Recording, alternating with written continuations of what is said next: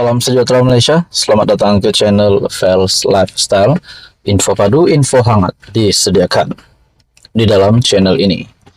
Satu isu hangat daripada Malaysia kini yang menyebut satu ahli parlimen bersatu ataupun Perikatan Nasional, Wan Saiful, tak hadir ke SPRM kerana tarikh tak sesuai. Anggota Parlimen Tasik Gelugor, Wan Saiful Wan Jan, tidak hadir di Ibu Pejabat Suruhanjaya Pencegahan Rasuah Malaysia SPRM di Putrajaya hari ini, bertarikh Mac 15.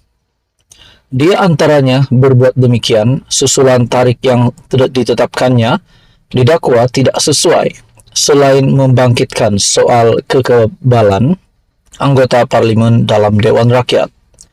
Keputusan Wakil Rakyat Bersatu itu diberitahu oleh peguamnya Chetan Jetwani menerusi surat bertarikh 14 Mac dan disahkan kepada Malaysia kini sebentar tadi. Sebelum ini, SPRM mengarahkan Wan Saiful untuk menghadiri ke sesi itu pada jam 3 petang. Susulan dakwaan, dia ditawarkan ganjaran untuk menyokong Perdana Menteri Anwar Ibrahim. Bercakap dengan Malaysia Kini, Jetwani berkata bahawa pihaknya menghantar surat tersebut sebagai jawapan kepada notis Seksyen 30 dalam kurungan 1 dalam kurungan E Akta SPRM Perintah Hadir Membantu Siasatan. Dalam surat itu, anak guam kami menegaskan keistimewaan parlimennya dan menjemput SPRM untuk mempertimbangkan semula kedudukannya, memandangkan keistimewaan yang diberikan kepada ahli parlimen bawah undang-undang, katanya. Semak surat balas SPRM. Dia juga berkata telah mendapat surat balas daripada SPRM petang ini, tetapi tidak mendedahkan kandungannya. Anak guam saya sedang menyemak perkara itu dan kami akan bertindak balas dengan sewajarnya. Anak guam kami sentiasa menyatakan kesediaannya untuk bekerja sama dengan SPRM dengan syarat SPRM bertindak dalam batas undang-undang, katanya.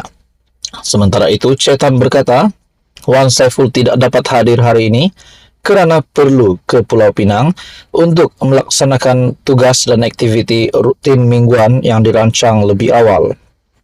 Wan Saiful akan berlepas hari ini dan hanya akan kembali ke KL pada 17 Mac. Tambahnya, Wan Saiful sedia mempertimbangkan untuk menghadiri ke pejabat SPRM pada minggu depan.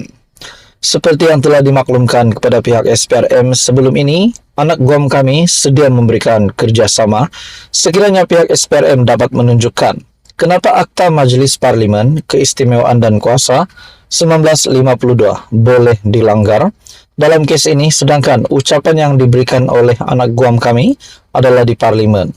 Sekiranya persoalan-persoalan ini dapat ditangani oleh pihak SPRM, anak guam kami sedia mempertimbangkan untuk hadir pada minggu depan.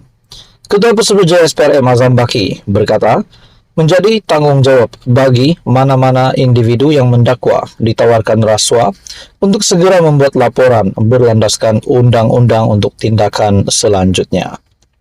Apa komen anda berkaitan dengan isu ini? Sekian saja, teruskan bersama di dalam channel ini.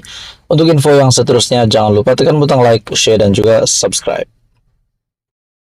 Halo semua, salam sejahtera Malaysia. Selamat datang ke channel Fels Lifestyle.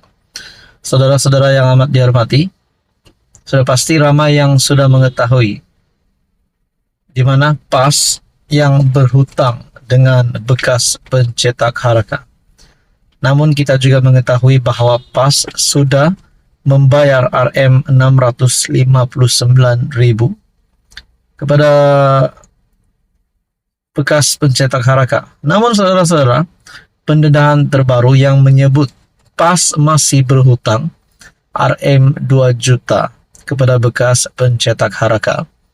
Ataupun mungkin kita boleh katakan Hadi Awang sebagai Presiden PAS yang bertanggung jawab berkaitan dengan perkara ini. Nah, satu artikel daripada Harapan Daily. Terima kasih bayar hutang, tapi jangan lupa baki RM 2 juta, kata bekas pencetak Haraka. Nah, saudara-saudara yang dirahmati semua, dalam artikel daripada harapandaily.com, pengurus Naj Press Resource Sendirian Berhad Husin Jan yang merupakan bekas pencetak akhbar Haraka mengesahkan PAS sudah pun melunaskan hutangnya berjumlah lebih RM500,000. Ketika dihubungi Harapan Daily, Husin memberitahu hutang bernilai RM659.000 itu dibayar pada Isnin baru-baru ini ataupun Isnin pada 11 Mac lalu. Sambil mengucapkan terima kasih atas komitmen PAS melangsaikan hutang, Husin bagaimanapun mengingatkan parti itu agar tidak lupa dengan hutang yang berbaki RM 2 juta itu. Yang berbaki lebih RM 2 juta.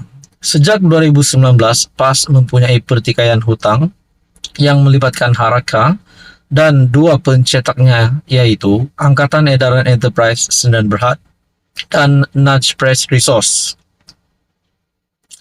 Jumlah hutang dengan Angkatan Edaran dikatakan berjumlah lebih RM 2 juta, namun syarikat itu telah diisytiharkan muflis.